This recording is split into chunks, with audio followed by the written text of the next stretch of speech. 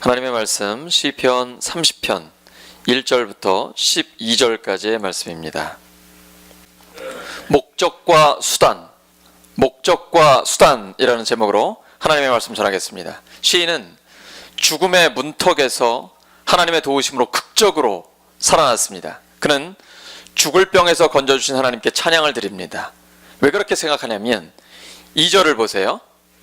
여호와 내 하나님이여 내가 주께 부르짖으며 나를 고치셨나이다. 그리고 3절 보시면 여호와여 주께서 내 영혼을 스올은 음부입니다. 음부는 죽은 자들이 머무는 영역입니다. 구약 성경에서 이렇게 표현할 때가 있어요. 음부의 영역에서 배회합니다. 이런 표현은 죽을 병 걸렸다 이런 얘기예요. 그래서 3절을 다시 보시면 여호와여 주께서 내 영혼을 스올 음부에서 끌어내요. 죽을 병에서 끌어내요. 나를 살리사 무덤으로 내려가지 아니하게 하셨나이다. 그러니 얼마나 기쁘겠어요? 그 1절 뒷부분에 보시면 찬양하는 이유가 나옵니다. 1절 뒷부분에 여호와여 내가 주를 높일 것은 내가 주님을 찬양하는 것은 주께서 나를 끌어내사 내 원수로 하여금 나로 말미암아 기뻐하지 못하게 하심이니이다. 우리 성경은 번역할 때 접속사를 잘 번역을 안 해요. 근데 히브리어를 보시면 키라는 단어가 있습니다. 키, 이건 왜냐하면이라는 뜻이에요. 제가 주님을 높입니다. 왜냐하면 주께서 나를 끌어내 주셨어요. 죽을 병에서 건져 주셨어요. 그리고 내 원수들이 있거든요. 왜 나 안 되는 거 좋아하는 원수들 있잖아요. 사탄이 그렇죠. 내 원수로 하여금 나로 말미암아 기뻐하지 못하게 하셨습니다. 그렇기 때문에 하나님을 찬양합니다. 이렇게 고백하는 거예요. 2절에 보시면 여호와 내 하나님이여 내가 주께 부르짖으며 나를 고치셨나이다. 고친다, 치료한다. 이건 히브리어로 라파예요. 하나님의 이름 중에 많이 들어보셨죠? 여호와 라파, 치료하시는 하나님. 바로 여기 나오는 단어입니다. 주께서 나를 고치셨나이다. 여호와 라파. 죽을 병에서 살아난 시인은 자기 혼자 찬양하는 것으로 끝나지 않습니다. 내가 너무너무 기쁜데 나 혼자 이 기쁨을 누릴 수 없다. 그래서 성도들과 함께 모든 사람과 함께 찬양하고 싶은 거예요. 그렇게 얘기합니다. 4절에 보시면 주의 성도들아 여호와를 찬송하며 그의 거룩함을 기억하며 감사하라. 이게 성경의 가르침입니다. 나 개인, 우리 가족만 구원받는 것으로 끝나면 안 됩니다. 우리만 잘 되면 돼. 이건 매우 이기적인 생각입니다. 개인의 구원은 다른 모든 사람들의 구원을 위해서 점점 더 높은 수준으로 발전되어야만 합니다. 이것을 위해서 기도하고 구제하는 것입니다. 하나님은 그 기도와 구제를 보고 계십니다. 그리고 기억하십니다. 히브리어의 자카르, 기억하다. 하나님이 우리를 기억하시는 겁니다. 내가 기도할 때, 그리고 내가 가난한 자를 예수님처럼 대접하고 그 구제할 때 하나님은 그걸 기억하고 계시는 것입니다. 하나님께서 사도행전 10장에 보시면 고넬료를 기억하셨다고 합니다. 무엇을 기억하셨습니까? 고넬료의 기도와 구제를 기억하셔요. 그래서 기도하고 있는 베드로에게 응답해 주셔가지고, 원래는 유대인들이 이방인과 상종도 안 하는데 이방인 고넬료, 로마의 군대 장교에게 찾아와서 예수님의 죽으심과 부활의 복음을 선포하고, 그리고 그 복음을 듣는 고넬료의 가족들에게 성령님이 임하시는 복을 받게 됩니다. 기도와 구제를 하나님께서 기억하시니까 예수님의 복음을 듣게 되고 성령이 임하시는 놀라운 하나님의 복을 받게 되었습니다. 4절에서 시인은 성도들에게 주님의 거룩함을 기억하며 감사하라 이렇게 외칩니다. 사실 시편 30편은 예루살렘 성전을 뺏겼다가 기원전 165년에 되찾아서 다시 봉헌한 사건을 해마다 기념하는 행사에서 낭송을 했습니다. 그래서 하나님께 감사하라 이렇게 얘기합니다. 여기에도 이유가 있어요. 5절에 보시기 바랍니다. 역시 히브리어에는 키라는 단어, 왜냐하면이라는 단어가 있습니다. 5절, 그렇기 때문에 하나님을 찬양하고 하나님께 감사를 드려라 라는 겁니다. 밤새도록 눈물을 흘려도, 여러분 그런 때 있으셨죠? 혹시 지금 그러실지도 모르겠습니다만은, 또 우리 성도들 중에 그런 아픔 중에 있는 분도 계시지만 잠이 안 오잖아요. 너무 힘들고 고통스럽고 또 피할 길이 보이지 않아서 밤새도록 눈물을 흘리고 그럴 때. 그러나 새벽이 오면 기쁨이 넘칩니다. 하나님은 사람들에게 고통의 시간을 짧게 해주시고 은혜로 평생을 채워주십니다. 하나님의 은혜는 진노보다 훨씬 더 큽니다. 하나님이 우리를 향해 갖고 계신 마음은 예레미야 29장 11절에 잘 표현이 되어 있습니다. 시작.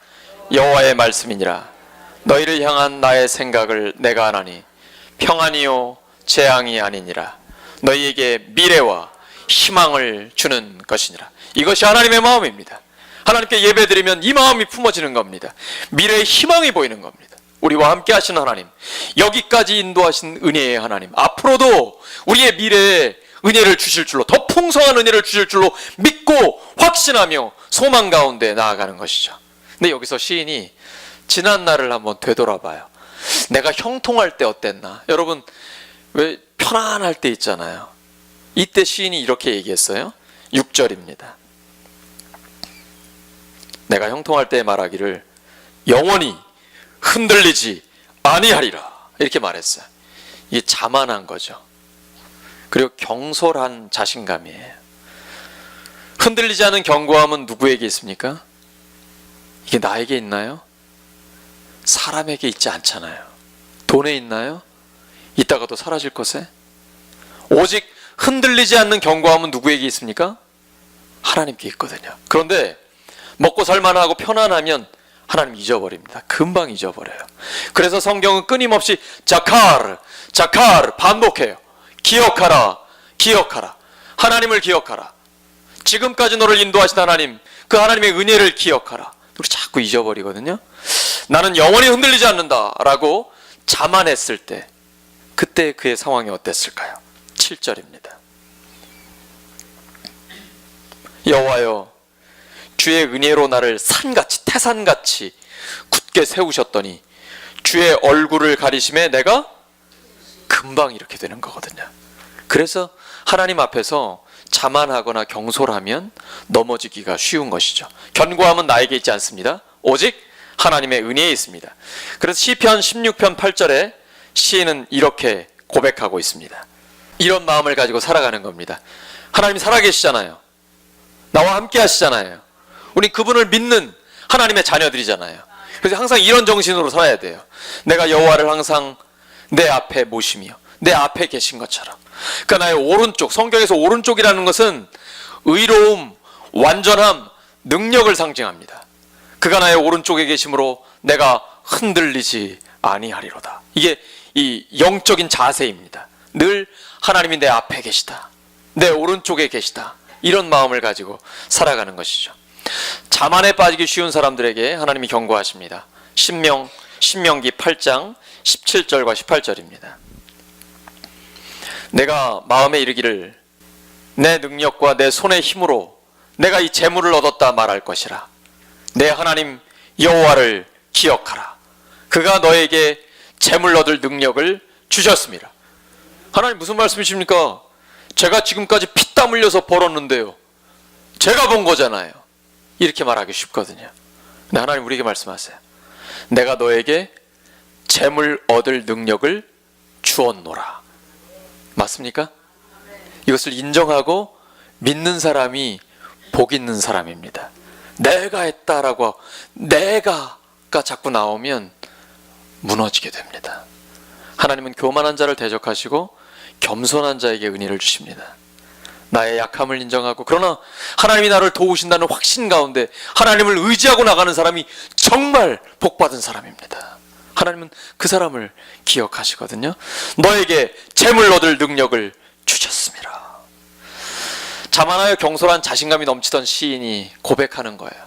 내가 하나님을 의지할 때는 하나님이 나를 태산처럼 굳건하게 지켜주셨는데 하나님이 얼굴을 돌리시니까 온데간데 없이 흔들려 버리는 거예요. 그래서 그때 다시 하나님께 부르짖기 시작합니다. 8절입니다. 여호와여, 내가 주께 부르짖고 여호와께 간구하기를. 그런데 여기서 시제가 바뀌어요. 히브리어를 보면 여기서는 미완료 시제가 됩니다. 그러니까 내가 부르짖는다, 간구한다, 이거 한 번 하고 완료되는 게 아니에요. 계속해서 부르짖어요. 언제까지? 응답 받을 때까지. 이게 기도예요. 8절의 이 말씀은 미완료 시제예요. 내가 간구하고 부르짖습니다. 응답 받을 때까지 하나님 앞에 간구합니다. 이제 자만심은 사라지고 겸손하게 하나님께 기도합니다. 9절 말씀. 내가 왜 죽지 않고 살아야 하는가? 그 이유를 하나님 앞에 고백하는 거예요. 내가 살아가는 목적, 그 얘기합니다. 9절. 하나님, 제가 무덤에 내려가면, 제가 죽으면요, 나의 피가, 내가 죽고 나서 하나님께 무슨 이게 하나님이 빠진 거예요, 거기에. 하나님께 무슨 유익이 있어요? 제가 지금 죽으면 하나님께 좋을 게 뭐가 있어요? 하나님께 막 이렇게 기도 호소하는 것이죠. 그 다음, 진토가 죽고 난 다음에 시체가 어떻게 주님을 찬송하며 주의 진리를 선포하리이까? 그 말은 죽지 않고 지금 살아있는 이유가 뭐예요? 내가 살아가는 이유, 삶의 목적이 무엇입니까?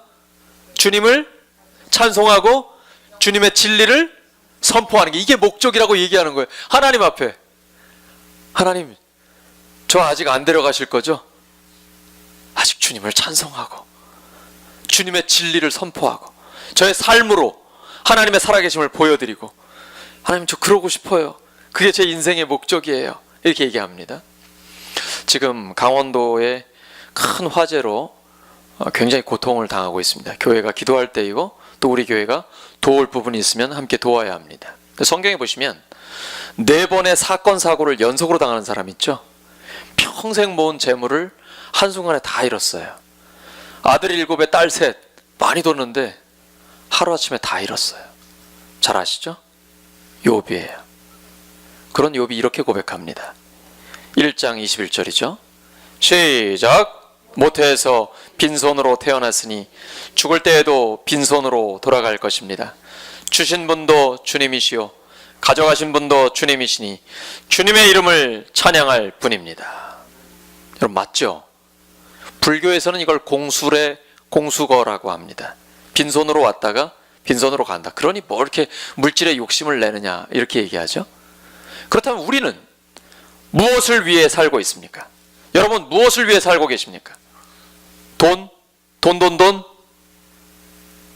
권력? 명예? 쾌락? 무엇을 위해 살고 계십니까? 돈과 명예, 권력, 이 땅에서 요긴하게 쓰입니다. 목사들도 명예가 있잖아요. 또 교회가 커지면 그것도 힘이 되거든요. 그런데 우리가 과연 돈이나 명예, 권력, 이것을 목적으로 산다면 어떻게 될까요? 이거 다 육신의 정욕이고 안목의 정욕이고 이생의 자랑입니다. 이 땅에서는 요긴하게 쓰이지만 없어질 것들입니다.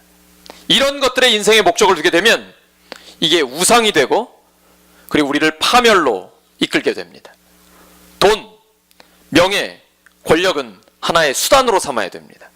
수단과 목적이 바뀌면 넘어집니다. 이런 수단들을 통해서 하나님을 찬양하고 주님의 진리를 선포하는데 인생의 목적을 두어야 합니다. 돈을 많이 벌어야 됩니다. 우리도 그렇고 우리 자녀손들도 그렇고 돈 많이 벌기 바랍니다.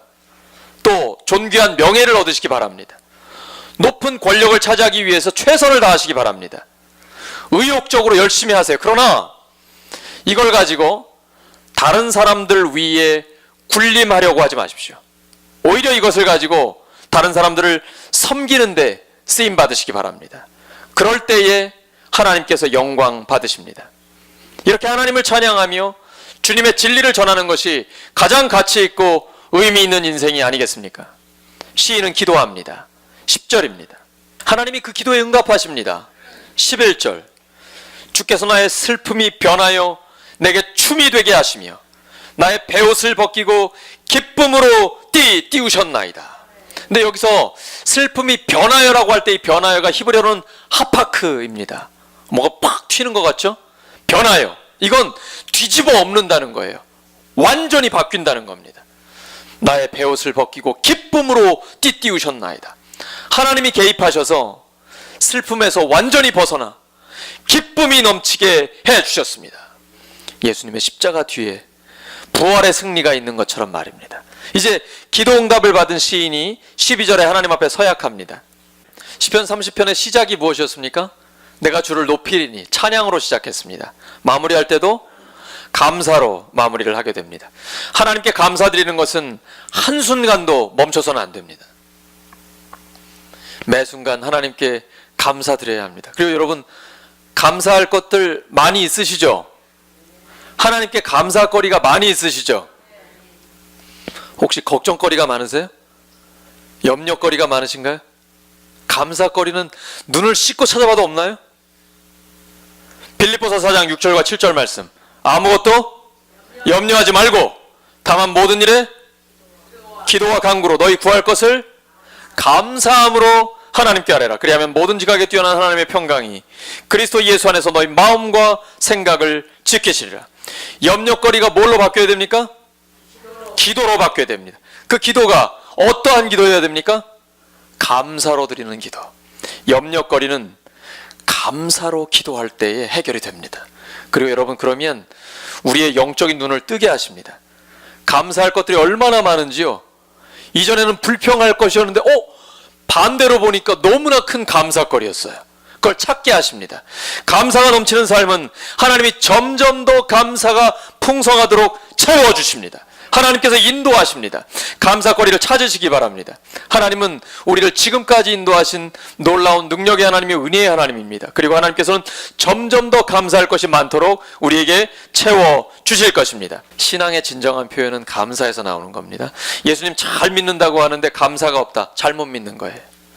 항상 기뻐하라, 쉬지 말고 기도하라, 범사에 감사하라. 이는 그리스도 예수 안에서 너희를 향하신 하나님의 뜻이니라. 창세기부터 요한계시록까지 이렇게 명확한 하나님의 뜻이 또 어디에 있습니까? 항상 기뻐하라, 주님이 함께 하시니. 쉬지 말고 기도하라, 기도에 응답하시는 하나님. 범사에 감사하라. 그게 우리를 향한 하나님의 뜻입니다. 말씀 정리합니다. 돈을 많이 벌고 존귀한 명예를 얻고 높은 권력을 차지하도록 최선을 다해 노력하시기 바랍니다. 그런데 돈, 명예, 권력은 하나의 수단으로 삼아야 합니다. 이것들을 통해 하나님을 찬양하고 하나님의 진리를 선포하는 데 인생의 목적을 두어야 합니다. 반대로 내 욕심을 채우기 위해, 교회 다녀도 마찬가지입니다. 내 욕심을 채우기 위해 하나님을 수단으로 이용하는 경우가 있습니다. 눈에 다 보여요. 하나님이 그거 모르실까요? 목적과 수단이 바뀌면 멸망의 길로 가게 됩니다. 하나님은 슬픔에서 완전히 벗어나 기쁨이 넘치게 해주셨습니다. 예수님의 십자가와 부활의 능력으로 이루어 주셨습니다. 그 하나님께 영원히 감사와 찬양을 돌리시기를 예수님의 이름으로 축원합니다.